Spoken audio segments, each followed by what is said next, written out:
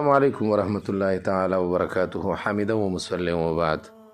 یو محترم رور پوښتنه کړې ده چې یاره موږ په کابل کې اوسېږو. په کابل کې د ماسخوتن د منځ وخت یا ټیم دا په 8 بجې او 1 منټه باندې داخليږي، لیکن اذان دی 8:30 بجې کوي. نو د دې شرعي حکم څه دی؟ جناب عالی دا مسله په ذهن کې کېنوي چې کوم د منځ وخت یا مقه د اذان وخت وي، چې کوم ټیم د مانځوي امقه د اذان ټیم وي، که د وخت نه مخکې اذان وشي نو دا اذان اعاده به کېږي، دا اذان به دوباره کېږي، بیا به د اذان ویلی کېږي. صحیح ده. خو لیکن د ماسخوتن په مانځه کې لږه مسله شته. د احنافو چې کوم خپل مشران علما دي لکه امام ابو حنیفه رضی الله عنه او یا د قرنګي صاحبین رحمهم الله تعالی لکه امام محمد ابن حسن شیبانی او امام ابو یوسف رحمت الله علیهما، په دې کې دا بعضې مسله داسې وي چې په هغې کې د صاحبینو د امام صاحب اختلاف وي، نو بیا هغې کې څه ناڅه توسع راشي، څه ناڅه هغه حکم کې لږه نرمي راشي. نو علماو لیکلي دي چې که بالفرض د صاحبینو په قول باندې یو چا په یو ځای کې منځ کړی وي او بیا وخت ورنه تیر شي، لکه دا سبا ورځ راوخیږي، نو دا منځ واجب الاعاده نه دی او د دې منځ اعاده به نه کوي. لیکن دا خلق به دا کار نه کوي ځکه فتوا په قول د امام صاحب ده او د ریاضي علومو چې کوم هغې ته وګوري نو بالکل د امام ابو حنیفه رحمه الله بالکل قول د ریاضي د علوم سره هم ډېر برابر دی، یعنی علوم عقلیه سره هم برابر دی او نقل سره هم برابر دی.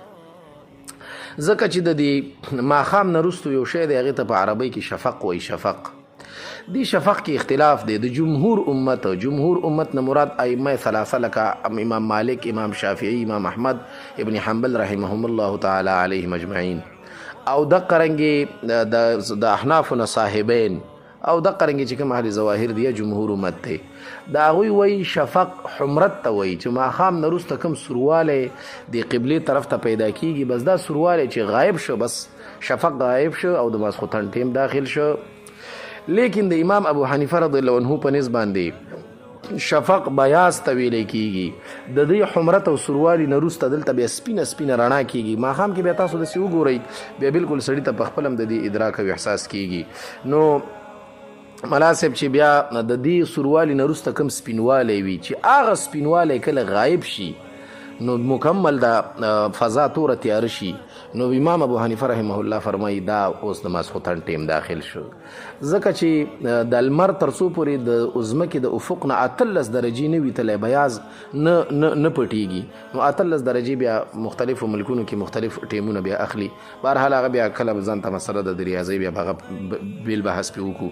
خو خلاصه د خبرې دا ده چې ستاسو پوښتنې ته به راشو چې د اذان ورته 8:30 بجې کوي، نو دا ښه نه کوي.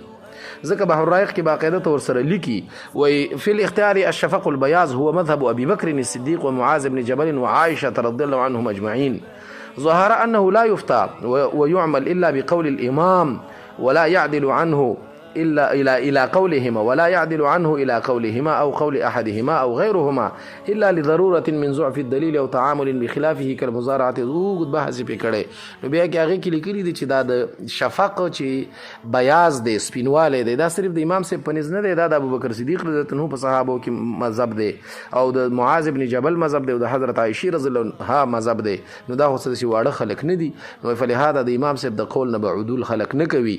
نو ښه خبره دا ده، مناسبه خبره ده چې اذان هم ورته په 8 بجې او 1 منټه نه بعد وشي، ځکه چې هغې ټیم کې وخت داخليږي. خو که بالفرض دا اوسه پورې چې کم شوی دی نو بهرحال بنابر توسع، ځکه فتاوا شامی کې باقاعده طور سره لیکي وی قول د صاحبینو کې توسع ده او ملا صاحب قول د امام صاحب کې احتیاط دی، لیکن عمل بالاحتیاط په عباداتو کې دغه دی. دا وګوره وقولهما اوسع للناس وقول ابي حنیفه رحمه الله احوط، د امام صاحب قول کې احتیاط دی او د دې په قول کې توسع ده.